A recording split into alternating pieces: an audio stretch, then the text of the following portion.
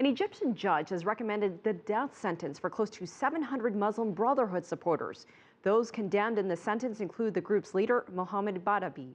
The defendants weren't in court and the defense didn't make a case. CCTV's Adel reports.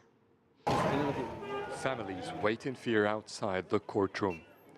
The charges include the murder of police officer here in Menia, south of Cairo. The judge had already recommended death for hundreds for the same crimes. Even so, when he made his ruling, the reaction was dramatic. Sitting on the floor, yelling, loosening their scarves and hitting their faces.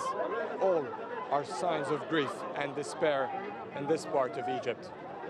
All family members here were shocked of the verdict, and all they're asking for is having security forces bring their loved ones to a fair trial. Why didn't they bring the arrested? This is injustice. Why didn't the security forces bring them? They are not even imprisoned in Menia, so we have to travel 12 hours to go and see them. The cases follow a violent crackdown on the Muslim Brotherhood since the ousting of Islamist President Mohammed Morsi last July.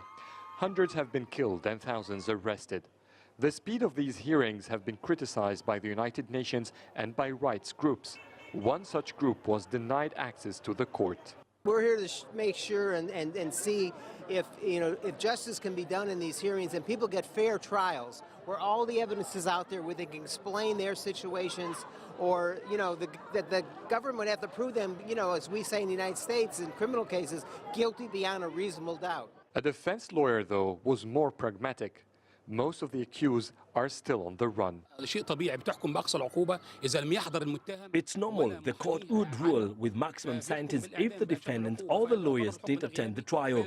So it ruled with death. This is in absentia. We will appeal and the death verdict will not be implemented. The judge also reversed 492 of the 529 death sentences this court passed in March. Most were commuted to life in prison, and all can appeal. Initially, relatives were not given names, fueling their anxiety. I don't care which sentence he got. They are all ugly. I have 2 younger sons and rent to pay. He used to support us. My son is innocent. He's unjustly tried. He's not from the Brotherhood. They made the crimes and fled the country. The fate of the 683 is not sealed yet.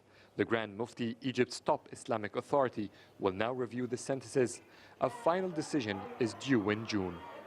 Adel, MAHROUKY, CCTV, Menia.